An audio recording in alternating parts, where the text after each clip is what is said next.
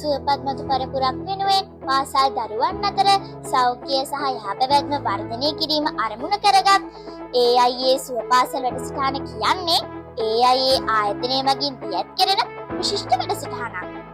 එහි සෞඛ්‍ය හා තිරසාරත්වය යන තේමාවට අදාළව පෝෂ්‍යදායී ආහාර පාන පිළිබඳවයි අද අපි කතා කරන්නේ. ආහාර කියන්නේ මිනිසාගේ මූලික අවශ්‍යතාවලින් එකක්. අපිට ක්‍රියාශීලීව සෞඛ්‍ය සම්පන්නව ජීවත් වීමට දෛනිකව පෝෂ්‍යදායී ආහාර වේලක් ලබා ගැනීම වැදගත් වෙනවා. පෝෂණ සංඝටක හා තන්තු අවශ්‍ය ප්‍රමාණයෙන් යුතුව සෞඛ්‍ය ආරක්ෂිතව පිළියෙල කරන ලද ආහාර වේලක් පෝෂ්‍යදායී ආහාර වේලක් ලෙස හඳුන්වන්න පුළුවන්. පෝෂ්‍යදායී ආහාර වේලක කාබෝහයිඩ්‍රේට, ප්‍රෝටීන්, ලිපිඩ, විටමින් හා ඛනිජ ලවණ යන පෝෂක පදාර්ථ අඩංගු වෙනවා. බත්, අල, කොස්, තෙල් වැනි කාබෝහයිඩ්‍රේට අඩංගු ආහාර ලබා ගැනීමෙන් අපේ ශරීරයට අවශ්‍ය ශක්තිය ලබා ගත හැකි වෙනවා. ඒ වගේම තමයි මාස්, මාළු, කිරි, බිත්තර, සෝයා බෝංචි, කඩල වැනි ප්‍රෝටීන් අඩංගු ආහාර ලබා ගැනීම ශරීර වර්ධනයට හේතු වෙනවා. ලිපිඩ අඩංගු ආහාර වන බටර්, රටකජු, පොල් තෙල් වැනි ආහාර ලබා ගැනීමෙන්ද ශරීරයට අවශ්‍ය ශක්තිය ලබා ගත හැකි වෙනවා.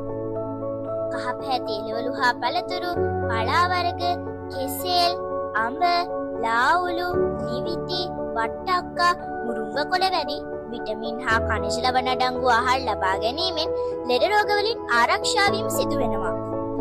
ඔබ මේ දකින්නේ පෝෂක පදාර්ථ අඩංගු එවැනි සමබල ආහාර වේල් කිහිපයක් ලබා ගන්නා ආකාරයයි.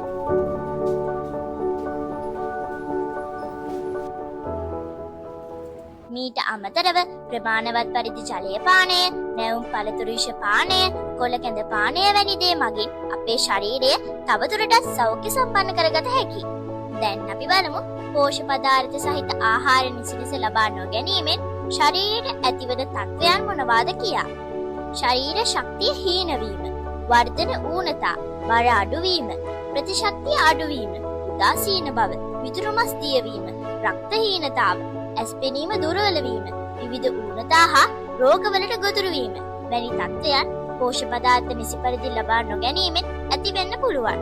තවත් වැදගත්ම කරුණක් තමයි නිරෝගීභාවය රැක ගැනීම සඳහා නොගත යුතු ආහාර පාන හඳුනා ගැනීම.